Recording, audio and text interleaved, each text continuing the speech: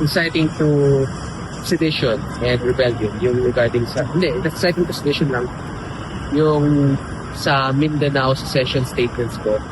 And then, yung protesting without a permit, and ano exactly yun?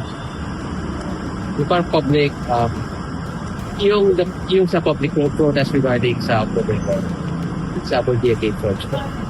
So ano po naging response niyo? Ano yung pong nilagay ninyo sa counter affidavit?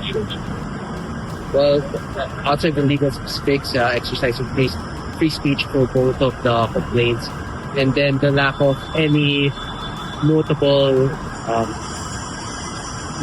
instances of violence during the protest, which means that there is no there's no reason to believe there's criminal intent or anything of the sort.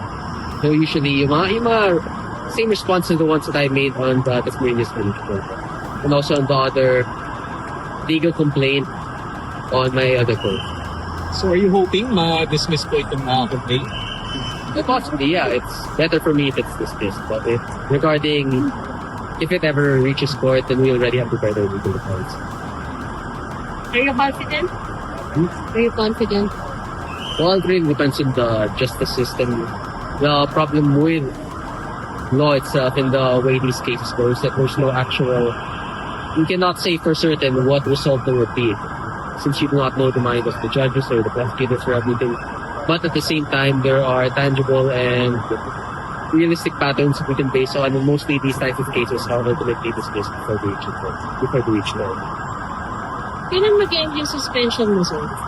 By first week of February, pero alam ko may isang bagong ethics complaint. So siguro ang plano ko is to have that resolved by my legal team before I go to Congress. So baka bumalik na ako doon a bit later. And also since sobrang magaling ko, I won't be immediately returned. Parang gagawin ethics complaint? CADP. Ethics complaint. I believe it was Chairman Pudo. Pero hindi ko pa nakita kasi wala pong nasa sa akin na ethics complaint since I'm not active in Congress anymore. Congress is suspended right now. It was to issue nationwide Web 6, so wala pa po. Sir, hindi ba ito nakaka-apekto sa inyong leadership sa pagsaservisyo sa constituents? Kasi syempre, imbis na dapat nasa house kayo, suspended kayo because of mga ethics complaints. Ano po paliwanag niyo sa constituents yun na umaasa sa inyo? The ethics complaint, well, that's already a decision by Congress as a whole. So that is separate from my ability to serve the people within my district. Kasi function of yung district office ko, and I can still handle my tasks within the district itself. Yung sa ethics complaint naman, if I'm suspended in Congress, it's only my ability to attend the plenary and the secretary. So you believe, sir, hindi yan nakaka-apekto kung sa pagbibigay sa vision sa inyong constituents? Well, it affects it negatively, but then at the same time, if you were to allow such ethics complaint to change the way that you criticize things that you see within the government, then you're already being complicit by being silent and not speaking out against the corruption. Pero pinagkakabalahan nyo yung suspended ko eh. Yeah, mga biyang. Kung biyaw. Mga pusa, I still take care of my cats, my pets, and then recently we had a Christmas break and mostly to sport. Walang masyadong mostly shit lang ngayon. Lang, sir, walang anything related sa pagsaservisyo. Chill ka lang muna na suspended. Well, I still attend events to mga local events. Actually, mas madaming time na nga ako ngayon para makapag-attend ng mga local events.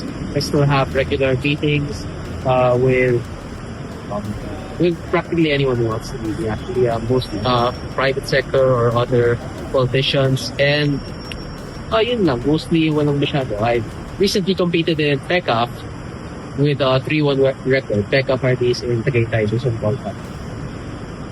So, mostly sports, leisure. I'm enjoying the free time given to me by my suspension. But when you go back, may babaguhin ka ba sa style mo? Well, that Will you be remains... more careful, sir? Kasi syempre, ilang pa ulit na ginaya sa'yo. If you consider that you would be more careful, that means you're already succumbing to the changes that the ethics committee wants. But the problem is that there are also issues that are more important than what the ethics committee can do or that are more important than preserving one's ability to stay within the plenary. And it's these types of issues that I have to consider. Do I stay silent and not have any more ethics complaint, or do I still continue my style in calling out the corruption that I see, and have as many ethics complaints with the possibility of either suspension or expulsion?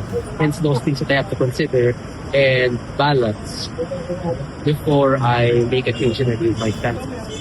Because if I were to be completely silent now, then that will be the end of the ethics complaint. But at the same time, that'll also be another voice that's speaking out against the corruption that's being seen in Congress right now. And Congress right now is it's very chaotic, especially with the upcoming impeachment cases against Vice President Sara and President Marcos, where President Marcos like Davis received 3 now, and multiple congressmen are also back here, Vice President Sara. So it's a very chaotic situation, and it just really depends on what the situation will be there.